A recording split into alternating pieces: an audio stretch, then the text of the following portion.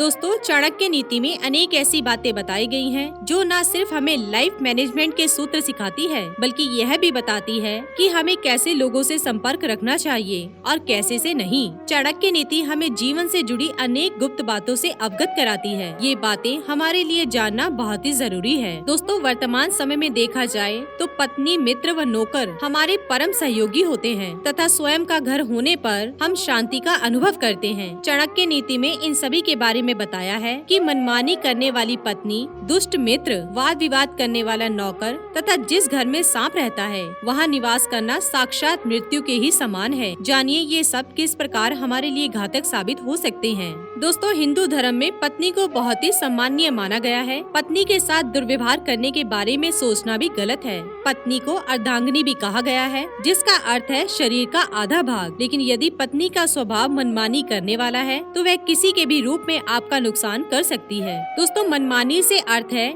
ऐसी पत्नी जो अपने पति से इच्छा के विरुद्ध कार्य करती है तथा अन्य पुरुषों से भी आसक्ति रखती है। ऐसी पत्नी अपने निजी स्वार्थ के लिए किसी भी हद तक जा सकती है। इसलिए कहा गया है कि मनमानी करने वाली पत्नी के साथ रहना साक्षात मृत्यु के समान है। चाणक्य जी कहते हैं, जीवन में अगर कोई हमारा सच्चा हितैषी होता है वह एक मित्र ही होता है। विपत्ति के समय सबसे पहले मित्र ही हमारे साथ खड़ा होता है। हमारे धर्म ग्रंथों में ही सच्चे मित्रों के अनेक किस्से पढ़ने व सुनने को मिलते हैं। जब हम किसी दुविधा में फंस जाते हैं तो मित्र ही हमें सही रास्ता दिखाते हैं। यदि आपका मित्र दुष्ट प्रवृत्ति का है तो वह आपके लिए सबसे बड़ा खतरा बन सकता है। दुष्ट मित्र आपका हित साधने के लिए आपको गलत सलाह दे सकता है या फिर आपको शारीरिक रूप से नुकसान पहुंचा सकता है। एक गलत सलाह और शारीरिक नुकसान दोनों ही रूप में दुष्ट मित्र साक्षात मृत्यु के समान ही हैं। अतः ऐसे मित्रों से बचकर रहना चाहिए। दोस्तों, घरों में नौकर रखने का प्रचलन काफी पुराना है। वर्तमान में भी परिवारों में जरूरत के मुताबिक नौकर रखे जाते हैं। नौकर न सिर्फ अपने मालिक की जरूरतों का पूरा ध्यान रखते हैं, बल्कि वह घर के गुप्त भेद भी जानते हैं। वाद विवाद करने वाला हो तो उसे तुरंत निकाल देना ही बेहतर रहता है।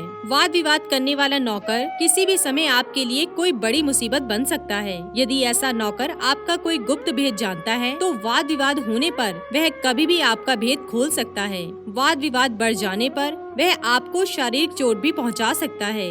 अतः वाद विवाद करने वाले नौकर को साथ में रखना साक्षात मृत्यु के समान है। चाणक्य जी कहते हैं, आप जिस घर में रहते हैं यदि वहाँ सांप का भी निवास है तो भी आपकी जान हमेशा खतरे में रहती है। वैसे तो सांप बिना वजह किसी पर हमला नहीं करता, लेकिन गलती से भी यदि आपका पैर उस पर पड़ जाए तो सांप आपको काटे बिना नहीं छोड़ेगा। इसलिए चाणक्य जी कहते हैं, जिस घर में सांप का निवास हो उसे तुरंत छोड़ देना ही बेहतर है, क्योंकि लापरवाही बरतने पर आपकी जान भी जा सकती है। इसी बात को ध्यान में रखते हुए चाणक्य नीति में कहा गया है कि सर्पयुक्त घर में निवास करना साक्षात मृत्यु के समान है। आगे आचार्य चाणक्य जी अपनी एक नीति में कहते हैं कि गरीबी, दुख, एक बंदी का जीवन, यह सब व्यक्ति के किए हुए पापों का ही फल है। आप दौलत, मित्र, पत्नी और राज्य गवाकर वापस पा सकते हैं, लेकिन यदि आप अपनी काया गवा देते हैं तो वापस नहीं मिलेगी। यदि हम बड़ी संख्या में एकत्र हो जाएं तो दुश्मन को हरा सकते हैं। उसी प्रकार जैसे घास के तिनके एक दूसरे के साथ रहने के कारण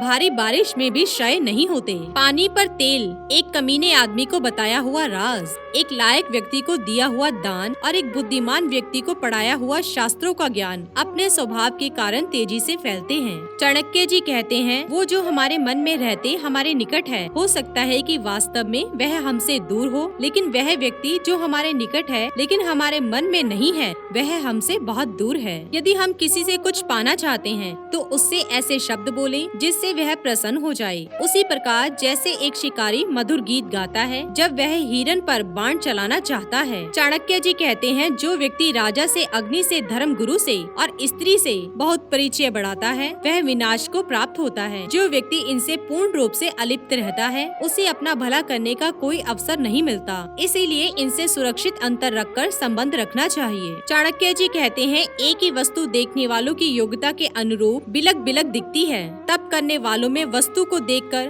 कोई कामना नहीं जागती।